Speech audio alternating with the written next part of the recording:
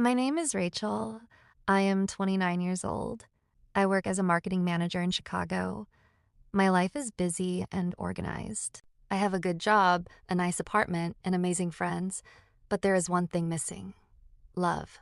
I have been single for 2 years. My last relationship ended badly. My ex-boyfriend David cheated on me with my best friend. It was a terrible experience. After that, I focused on my career. I told myself I didn't need a man. I told myself I was happy alone. One Friday evening, I was at home wearing my pajamas, eating ice cream, and watching a movie. My phone rang. It was my best friend, Emma. She said I was 29 years old, beautiful and successful, but was sitting at home alone on a Friday night. She told me she had the perfect guy for me. His name was Mark.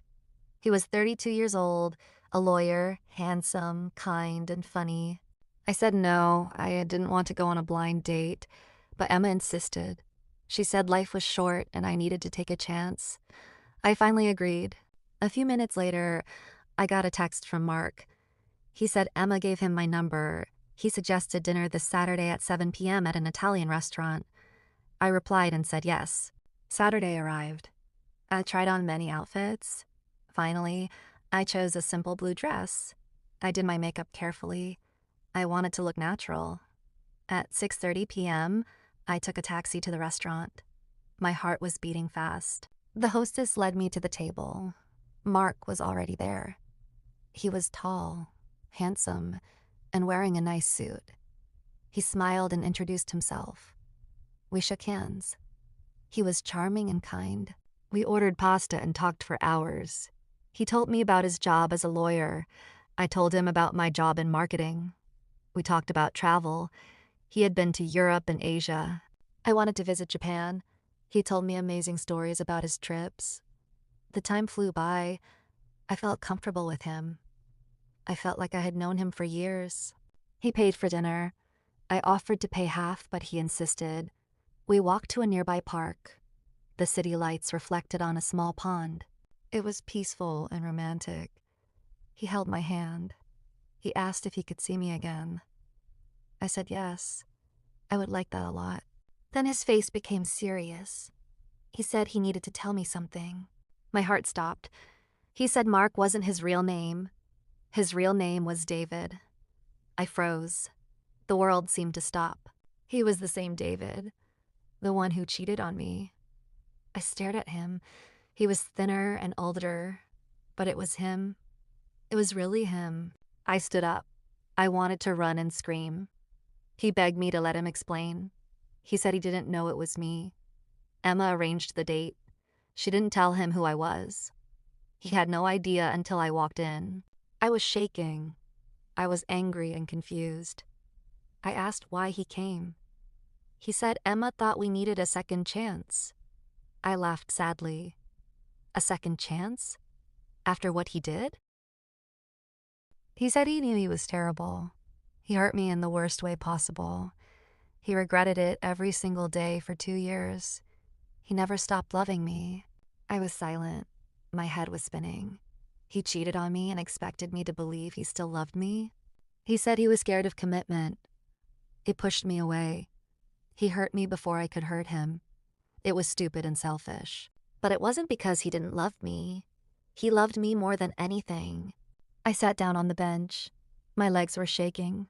I said I had 2 years of pain, 2 years of blaming myself. He said it wasn't my fault. It was his. All of it. He didn't deserve another chance, but he was asking for one anyway. He wanted to prove he could be a better man. I was silent for a long time. I thought about the pain and the anger, but I also thought about tonight, how happy I had been before I knew the truth. I asked why he was really here. He swore he didn't plan it. He said he wanted to get to know me again. He wanted to start over. He knew it wouldn't be easy, but he was willing to try. I took a deep breath. I could walk away and protect myself, or I could take a risk. I could trust again. I asked for one reason why I should trust him. He said because he never stopped loving me. He never stopped regretting what he did. He wanted to spend the rest of his life making it up to me.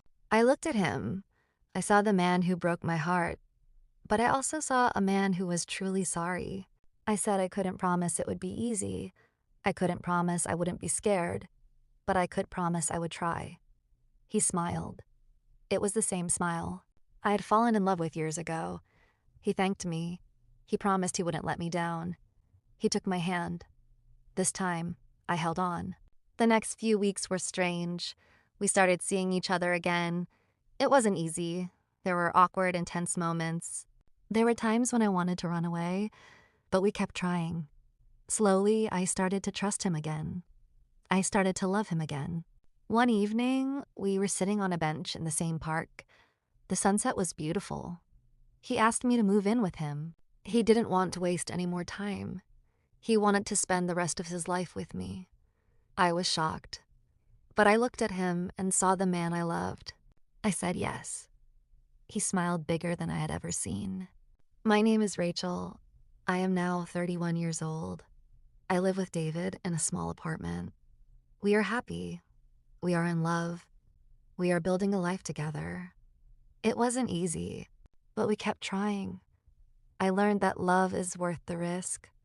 I learned that people can change. I learned that second chances are possible. Sometimes the person who hurt you the most can also be the person who heals you the most.